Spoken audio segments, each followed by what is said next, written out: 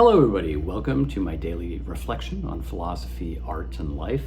And today I would like to talk about a wonderful movie, Poor Things, by Yorgos Lanthimos, the Greek director. And I want to say very briefly, before I engage in a more philosophical analysis of this movie, just how exciting I think this movie is. Like, how intellectually stimulating it is. Which is a fancy way of saying that when I was leaving the theater, I thought to myself, how lucky we are as people who love cinema that movies like this are still being made. In fact, it made me feel like maybe we're entering a new golden age of cinema in which movies become exciting and challenging and enriching and yet nevertheless entertaining and stimulating. That is my hope. And leaving the cinema, I felt like this was an example of cinema becoming once again the most lively of contemporary art forms, if you will. And so if you have a chance to see this movie, I would highly, highly recommend it.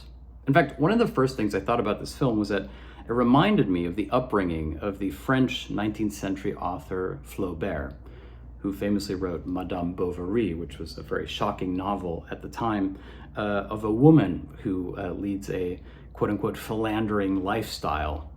He also wrote A Sentimental Education. In fact, I think you could have that be the subtitle to this movie. You could say, Poor Things, A Sentimental Education. And a sentimental education is a fancy literary way of saying someone entering into life and learning about love and loss and what it means to be alive. In fact, one of the things that I loved about this movie was that apart from how strange and witty it was also deeply optimistic. I think you could say that the final scene of this movie, and I'll try not to spoil it, is a vision, or if you will, Yorgos Lanthimos' vision of a certain kind of utopia, a certain type of perfection, an Edenic garden, if you will, in which everything is in its right place. And I think that's what cinema is, fundamentally. I think that cinema is about creating spaces that reflect to us new possibilities, new ways of imagining the world, which can be confounding and frightening and surprising and sometimes disgusting, but also exciting. And that's exactly what this movie does. In fact, I would argue that this is a movie about filmmaking as such, that the manner in which Emma Stone enters into the world and finds that there are certain things that are tolerable, intolerable, stimulating, vulgar, exciting, and the contradictions that ensue through the human experience, I think is a deeply cinematic argument about the necessity of seeing things in a new way. In fact, if we go back to Flaubert, the 19th century writer, he himself grew up in the home, the mansion of a surgeon, a chief surgeon. And so Flaubert himself would have had the same experience as Emma Stone's character, at least in a less extreme way. In fact, we actually have writing about Flaubert's upbringing where he had dreams as a child of people coming to his crib. So he would dream of himself as a baby being chopped up by surgeons' blades. Because and let me be very clear, if you were the child of a chief surgeon and you grew up in a mansion like the one in Poor Things, literally, while you were at the dining table, you could look over and see into the area in which the corpses lay and were stored and were being chopped up. The combination of the highest and the lowest, the sacred and the profane, the idea of ingesting food while also seeing the cadavers of the lifeless people who once ingested food, these grotesque images were part of Flaubert's lived existence. In fact, once again, I think that this is a movie that is very Flaubertian in that way. Anyway, I said that I think that this is a movie about filmmaking as such, and I would like to give you an example of that. So Slavoj Žižek infamously said that cinema is the pervert's art. And this movie is a perverted movie in that precise sense, which is to say it's not perverted in the sense that it depicts copulation, sexual intercourse. Instead, it's perverted through a Freudian Lacanian sense. How does that work? Let me try to very briefly explain. So Freud basically, as part of his Oedipal theory, says that when you are confronted with a parental or fatherly no, an imperative, a prohibition, no, you cannot do X, it essentially creates a problem, a dilemma for the child, who has at least through the Lacanian lens, 3 different ways of responding to the imperative or the prohibition. 1, to be a neurotic, to essentially give in to the father, but to neurotically try to determine who you are in the gaze of the father. In fact, in the beginning of Poor Things, there is a misdirection. We think that what we are being shown is the neurotic female subject, the classic image of the hysterical woman trapped up inside the house. The camera pans around the corner and we see her at the piano making hysterical atonal piano gestures. Of course, at this point in the film, we do not yet know that she in fact has the literal brain of a child. Of course, this is a meta-commentary, a joke, if you will, on the idea that women were infantilized and kept in the household and therefore turned into neurotic, i.e. hysteric subjects. The second way in which Lacan argues that the child can respond to the parental imperative is by becoming a psychotic, by fully identifying with the prohibition as such.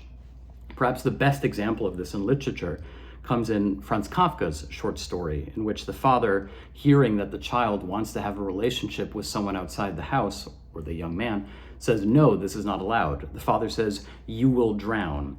And at this point in the story, Kafka's protagonist, it's a very short story, like 2 pages long, literally hears "you will drown," leaves the house, throws himself into a canal, and thereby drowns. This is the role of the psychotic, the one who fully identifies with the father's imperative, the prohibition, and therefore, in a sense, puts an end to his own subjective stance. The final response, remember we have the neurotic, the psychotic, and finally the pervert, is the perverted stance. And for Lacan, the pervert is the one who knows not in spite of the father. In other words, the prohibition isn't "you can't do X and I will do it anyway." It is that the pervert assumes the role of the father who says, "I know better what is right." I'll give you an example here. Steve Jobs. Steve Jobs is the perfect example of the Lacanian pervert. Because what was Steve Jobs' maxim? What was his business wisdom? It was, I am not creating products for the market. In other words, I'm not trying to anticipate what the market wants. Instead, I will teach people to want the product that I have made. In other words, I know better than the public what the public wants, and I will create for them what they ought to want. This is the stance of the pervert. The pervert is not the one who tells you what to want, but who teaches you what to want. Or in Slavoj Žižek's terms, the pervert and the perverted stance is not the one that teaches you what to desire, but teaches you how to desire. It desires in your stead. It imagines or believes in your stead. Now you can begin to understand why Slavoj Žižek argues that cinema is the ultimate pervert's art. Cinema doesn't teach you what to desire, as he puts it. Cinema teaches you how to desire. In other words, cinema stages your fantasy in your stead, on your behalf, so that you have something to believe in, to identify with. It's like a young man who wants to learn how to kiss or how to be romantically involved and watches romantic movies from the 1950s so as to learn how to act like a hero of the 50s might act. In fact, Slavoj Žižek uses the 1931 film Possessed as an example of how cinema functions.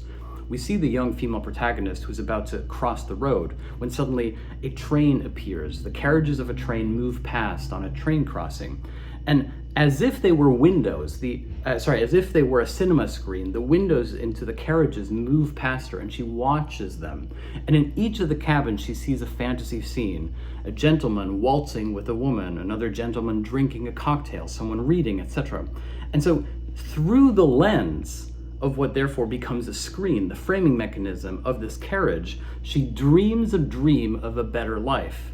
And at that point, the carriage stops and a gentlemanly figure comes to her and asks her the following question: are you looking in or are you looking out? Cinema is the art of looking in. Cinema is therefore the perverted art. It teaches you how to desire. It teaches you not what to want, but how to want things. This is why for Slavoj Žižek, it's about the structure, not the content. It's not about what's being depicted. In other words, it's not the normative content as to whether or not what is being depicted is perverted. It is that the structure is itself that of the pervert, that who dreams on your behalf, that who desires on your behalf. And for Žižek, this is also an ideological argument, like the sitcom laugh track that laughs in your stead. Now, none of this is to say that cinema is bad. In fact, if we go back to Poor Things, we can see how the character of Emma Stone has to wrestle with these three stances. She receives the fatherly prohibition of no, you cannot exit the world. And yet fundamentally, as I said before, this is a film not just about experiencing the world, but also the idea of entering into your own frame. In fact, in the beginning, she only sees the world framed either through windows or the roof. This is one of the classic motifs of romantic desire, is standing on the roof looking out of the world that you cannot inhabit or experience. Star Wars, of course, takes this to a much broader level when we have Luke gazing into the universe and feeling like he's stuck on this tiny planet of Tatooine and he's missing out. Miyazaki said that for him, all filmmaking starts with a character that looks out over rooftops and thinks about all the imaginary things he could be doing. Therefore, even when she is in the carriage, being shown the world, she only sees it through the frame of the carriage, which is also why she resists this. She becomes essentially the neurotic, the hysteric, who wants out, and she's chloroformed at this point. Now, fundamentally, of course, she exits the frame, which is another way of saying she enters into her own frame. She goes into the world. And once she is in the world, she's confronted with all of these paradoxical, contradictory emotions and experiences, both sensual, both romantic, both violent. In fact, there's a beautiful sequence where she says, I've gone out into the world and I've discovered that everything is about violence and sugar, and I've decided I have had enough of both, which is a wonderful meta commentary on the simple binary imagination of filmmaking today. It's all sugar or violence. We don't seem to have anything beyond that. But at the same time, she discovers that to be in the world is to lose your naivete, that ignorance, as it were, is bliss, and that therefore to become intelligent is to suffer, to face contradiction, to have to find an ideological pathway into the world. In fact, one of the wonderful things about this movie is that we see Emma Stone reading quite frequently. And going back to the utopian vision at the end of the film, that is exactly what she does. She opens a book. She opens her mind. Therefore, this is such an optimistic movie. It's a very Enlightenment-oriented film. It's about learning new things, discovering new things, realizing that the world is not as simple as it is. And yet, of course, there's a pathos-laden element to this, a tragic-comic explosion of sensations. There's a wonderful sequence where she meets a cynic who wants to prove to her that the world is bad, who introduces her to the concept that there's meaningless suffering, that there is eternal injustice in the world. And she has this pathos-laden, sublime meltdown in which all her illusions are shattered.